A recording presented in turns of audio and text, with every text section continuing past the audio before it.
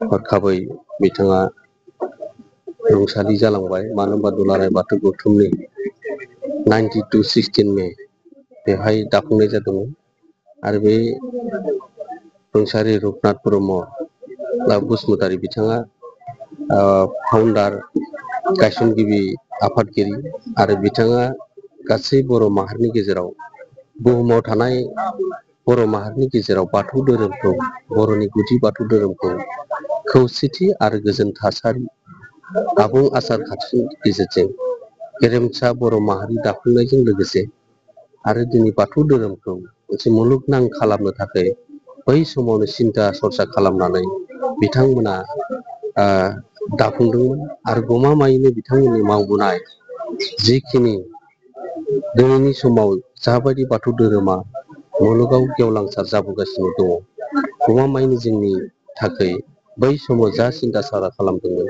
बिथाङा जोंनि अराय समनि सासे गेदेमा सानसुमै आरो बिथांखौ जों अराय सम बावनो हानाय नङा। दिनै जोंनि समाव जों बर' माहारिखौ नागारनानै थांदोंब्लाबो बिथांनि जाखिनि बर' समाजनि थाखाय बाथौ धोरोमनि थाखाय जाबादि बिहोमा होलांबाय आरो दिनै थुनलाइ सोरजिनायावनो जा दिनै हारि सिबिनायावनो जा दिनै गासै बिथिङा जोंनो मोनफा मोनफा मावथांखिफोरखौ जोङो आसि दिन्थिनानै होलांबाय।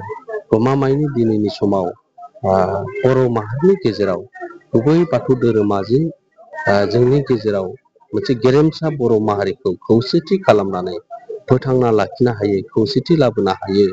बेयो बिथांमोननि नाजानायजों दिनैनि समाव जोंबो बिबानगिरि जानानै गमामायैनो जोङो दिनैनि समाव रुंसारि जालांदोंब्लाबो बिथांनि अराय सम मावबोनाय मावथांखिफ्रा दिनै सनानि हांखोजों लिरजागोन आरो जों दिनै दुलाराय बाथौ गौथुमनि जानानै बेहाय जों गासिबो दिनै बिथांनि जा लोमजानाय साजानायफोरावबो जोङो अराय सम खबर लाबोबाय थादों।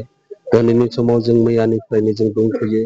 बिथांनि जा बिदि मावबोनाय बिथांनि जिखिनि मावथांखिफोरखौ जोङो बिजाब महरै सेबखांना लाखिनो थाखाय जोङो नाजागोन आरो बिथांनि जिखिनि जोनोम गामि आरो बे बेंटल गामियाव आरो बिथांनि जोनोम जायगायाव दुलाराय बाथौ गौथुमनिफ्राय मोनसे खाम्फा गायसननो थाखाय जों दुलाराय बाथौ गौथुमनिफ्राय जोङो नाजादों, थांखि आजावगोन आरो बिथां जिखिनि सारादुनि आगोलावनो बेखौ जों मावफुंनो थाखाय जों गासै बाथौआरि हिसाबै जों बेखौ थांखि आजावगोन आरो दिनै बाथ्रा होदों जोङो बिथांनि अराय सम जे मावथांखिखौ जों बबेबा जायगायाव जों बिथांखौ जों मुसुखा बायदि बबेबा जायगायाव जोङो खाम्फा गायसनना दोननो थाखायबो नाजागोन, सावरायगोन जों बिटिआर गभर्नमेन्ट आसाम गभर्नमेन्टजोंबो सावरायगोन बिथांनि मुङै जाहाथे बबेबा जायगाखौ जोङो थिग खालामनानै बिथांनि जोङो मिउजियामफोर खालामनानै लाखिनो हानाय दिनैनि समाव गोबां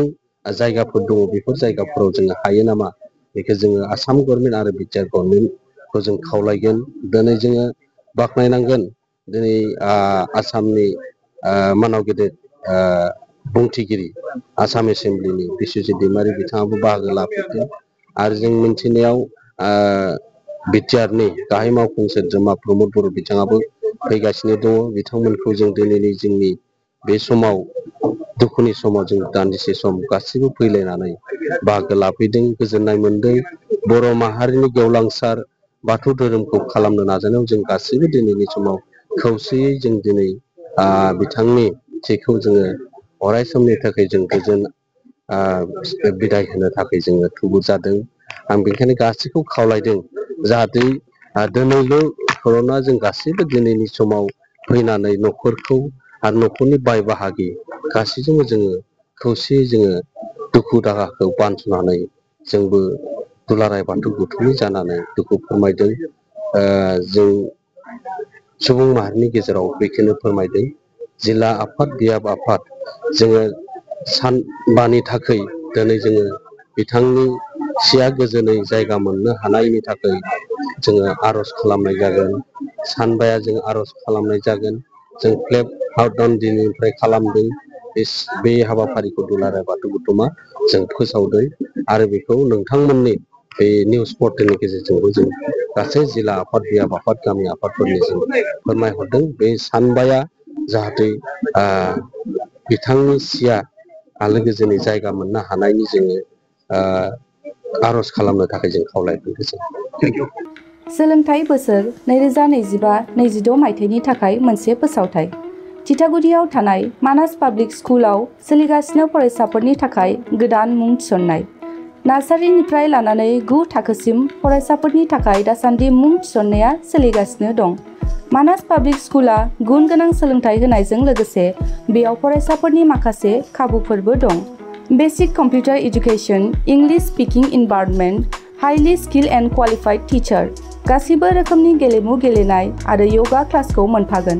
लोगोसेनो फरायसुला फरायसुलिफोरनि थाखाय आलादा आलादा हस्टेलनि खाबुबो दं। गोसो गोनां फरायसाफोरा मानास पाब्लिक स्कुलाव नार्सारिनिफ्राय 9 थाखोसिम मुंखौ थिसननो हागोन।